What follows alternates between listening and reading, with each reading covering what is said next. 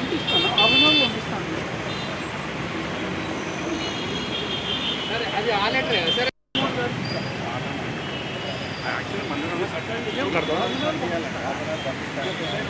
Camera మాట్లాడుతున్నాను.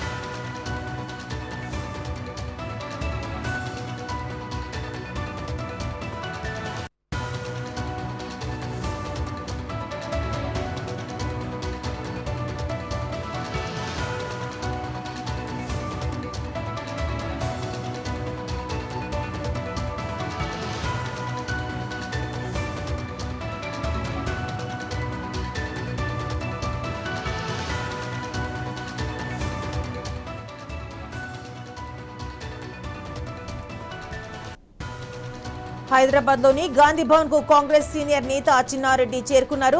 తనపై వచ్చిన ఫిర్యాదుల నేపథ్యంలో క్రమశిక్షణ కమిటీకి వివరణ ఇచ్చారు. Committee vice chairman Shyam Mohan ను కలిసి ఎమ్మెల్యే మెఘారెడ్డిపై తాను చేసిన వ్యాఖ్యలపై వివరణ ఇచ్చినట్లు తెలిపారు. అయితే తాను ఢిల్లీకి వెళ్లడం లేదని చిన్నారెడ్డి స్పష్టం చేశారు. సీఎం రేవంత్ రెడ్డి హైదరాబాద్ కు వచ్చిన తర్వాత ఆయనను కలిసి మాట్లాడతానని చెప్పారు. ఈ వ్యవహారం కాంగ్రెస్ లో ఎలాంటి మలుపు తీసుకుంటుందన్నది ఆసక్తికరంగా మారింది.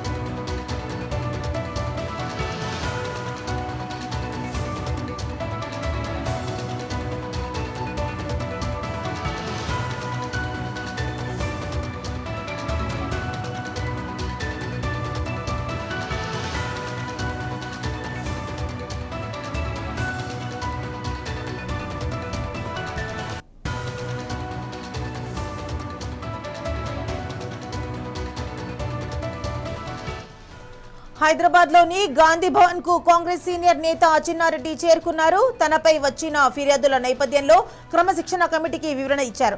Committee vice chairman Shyam Mohan ను కలిసి ఎమ్మెల్యే మెఘారెడ్డిపై తాను చేసిన వ్యాఖ్యలపై వివరణ ఇచ్చినట్టు తెలిపారు. అయితే తాను ఢిల్లీకి వెళ్లడం లేదని చిన్నారెడ్డి స్పష్టం చేశారు. సీఎం రేవంత్ రెడ్డి హైదరాబాద్ కు వచ్చిన తర్వాత ఆయనను కలిసి మాట్లాడతానని చెప్పారు. ఈ వ్యవహారం కాంగ్రెస్ లో ఎలాంటి మలుపు తీసుకుంటుందన్నది ఇప్పుడు ఆసక్తికరంగా మారింది.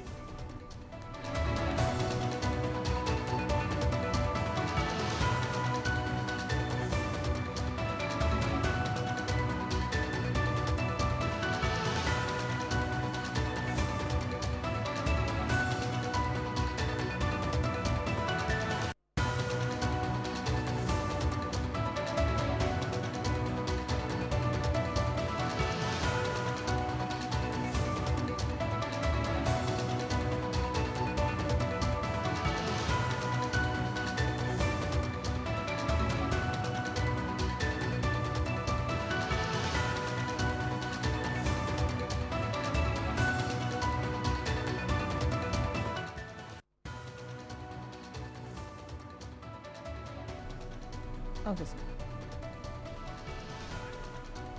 మరి దీనిపై మరింత సమాచారం మా బ్యూరో చీఫ్ రాజ్ కుమార్ గారు అందిస్తారు. రాజ్ కుమార్, చెప్పండి, గాంధీ భవన్ దగ్గర ఏంటి పరిస్థితి?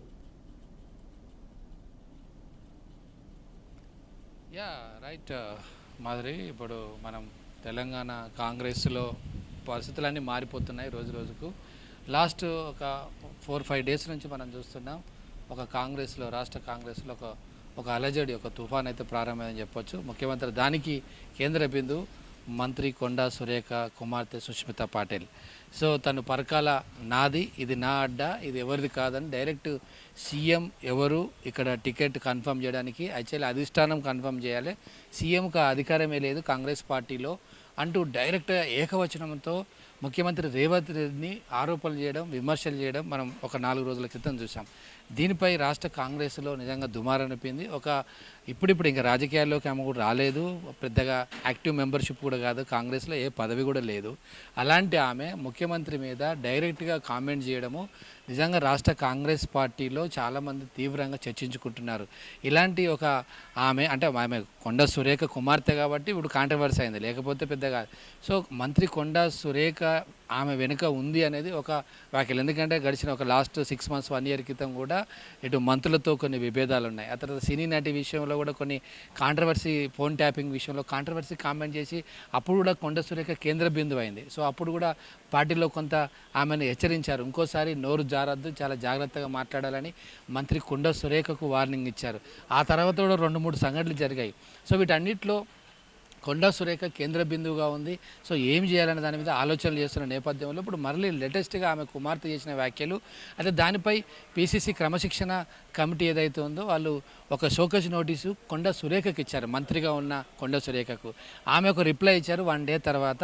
ఆ కూతురు చేసిన వ్యాఖ్యలకు నాకేంటి సంబంధం, నాకెలా మీరు షోకాజ్ నోటీస్ ఇస్తారు, అసలు ఆమె భావ ప్రకటన చేసి ఆమె మాట్లాడింది ఒక బర్త్డే పార్టీలో, సో దానికి నాకు ఎలాంటి సంబంధం లేదన్నట్టుగా ఆమె ఒక రిప్లై కూడా ఇవ్వడం జరిగింది. దీని మీద కాంగ్రెస్ పార్టీ చాలా తీవ్రంగా సీరియస్గా అయింది. నిన్న మనం చూసాం సిఎల్పిలో 20 మంది ఎమ్మెల్యేలు, ఎమ్మెల్సీలు కలిసి ఒక మీటింగ్ పెట్టుకున్నారు. ఆ మీటింగ్లో ఆమెను ఖచ్చితంగా మొదటగా ఆమె రాజీనామా చేయాలి గౌరవప్రదంగా, లేదు అంటే ప్రభుత్వమే ఆమెను దించేసేయాలంటే కాంగ్రెస్ పార్టీ ఆమెను బర్తరఫ్ చేయాలి మంత్రి పదవి నుంచి అని నిన్న డిమాండ్ చేశారు. 20 మంది, దాదాపు 20 మంది మాట్లాడారు, 20 మంది కూడా ఆమె మీద ఫైర్ అయ్యారు.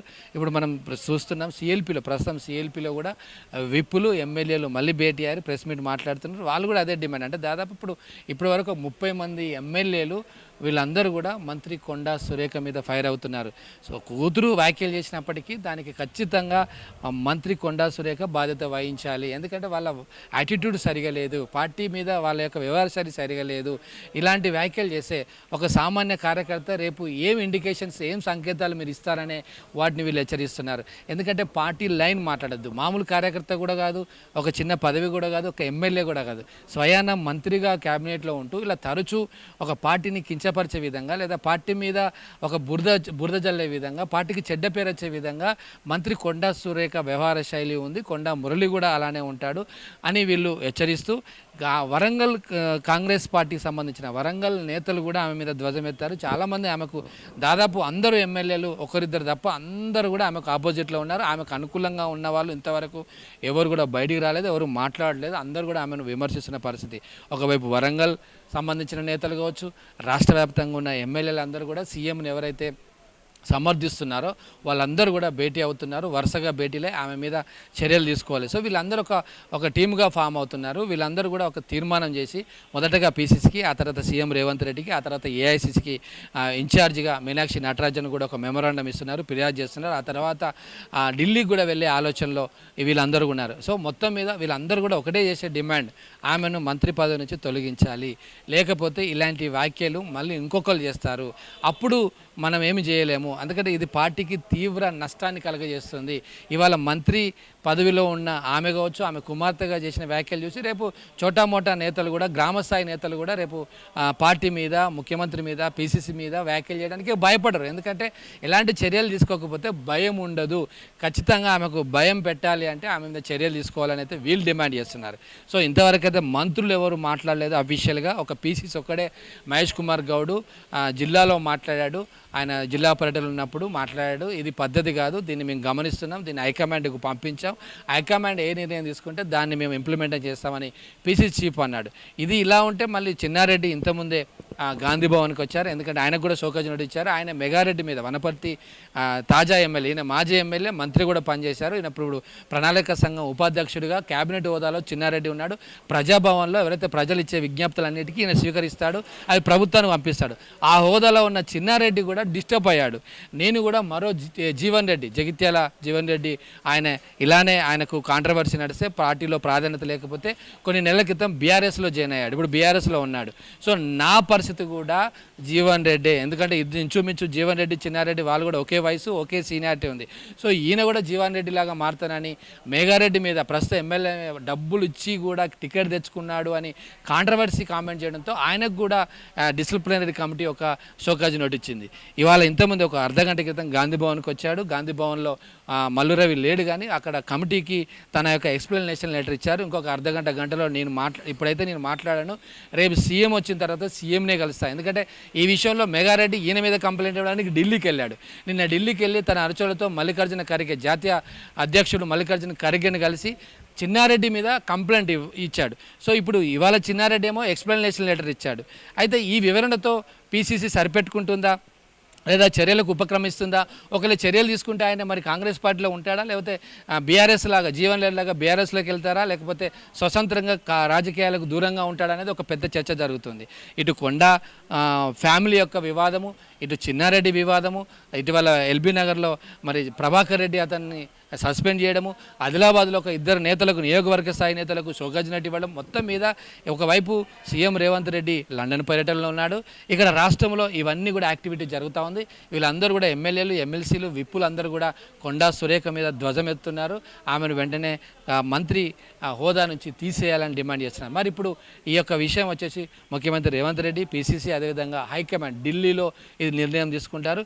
ఇప్పుడు మరి సీఎం రేవంత్ రెడ్డి వచ్చిన తర్వాత డైరెక్ట్ హైదరాబాద్కి వస్తారా, లేకపోతే ఢిల్లీకి వెళ్ళి ఢిల్లీలో ఒక మీటింగ్ పెట్టి ఫైనల్ డిసిషన్ తీసుకుంటారా? మొత్తం మీద ఇది ఒక హాట్ టాపిక్గా మారింది.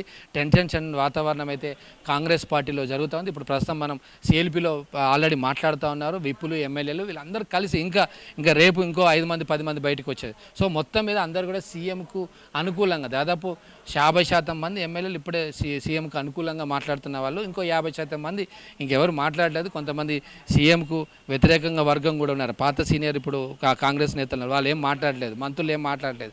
సో ఏం చేస్తుంది హైకమాండ్? ఢిల్లీ హైకమాండ్ దీన్ని సరిదిద్దుతుందా, దీనికి పులి స్టాప్ పెడుతుందా, అయితే సీఎం మన కొండా సురేఖను మంత్రి పదవి నుంచి తీసేస్తుందా, లేకపోతే క్షమాపణలు కోరుతుందా? కొంతమంది అంటున్నారు క్షమాపణలు చెప్తే సరిపోతుందని. సో క్షమాపణలు చెప్పి సరిపెట్టుకుంటారా, లేకపోతే ఖచ్చితంగా మంత్రి పదవి నుంచి తీసేస్తారా? మంత్రి పదవి తీసేస్తే తర్వాత దానికి వచ్చే సీక్వెన్సెస్ ఏమేమి ఉంటాయి? సో బీసీ మహిళ, ఆమెను తీసేస్తే చాలామంది ఆరోపణలు చేస్తారు, లేకపోతే ఆమె వేరే పార్టీకి వెళ్ళే అవకాశం కూడా ఉంది. ఇప్పటికే వివిధ పార్టీలు, ఒకవైపు జనసేన, ఒకవైపు కవిత పార్టీ, టీఆర్ఎస్ పార్టీ, ఇంకోవైపు బీజేపీ, వీళ్ళందరూ కూడా ఆమెను పార్టీలోకి ఆహ్వానించడానికి చర్చలు జరుగుతున్నారనేది ఒక టాక్ జరుగుతూ ఉంది. సో అది ఒకవేళ ఆమెను తీసేస్తే ఆ ప్రమాదం ఉంది. తీసేయకపోతే ఏమో కాంగ్రెస్ పార్టీలో ఒక క్రమశిక్షణ లోపించి చిన్న చిత్తగా నేతలు కూడా డైరెక్ట్ సీఎం మీద, కాంగ్రెస్ పార్టీ మీద వ్యాఖ్యలు చేస్తారు. సో దీన్ని ఎలా ఆపరేషన్ చేస్తారు? ఇప్పుడు operation Hyderabad, operation Telangana, high command ఏం చేయబోతుందో మనం వేచి చూడాలి. మాధురి. Thank you Raj Kumar.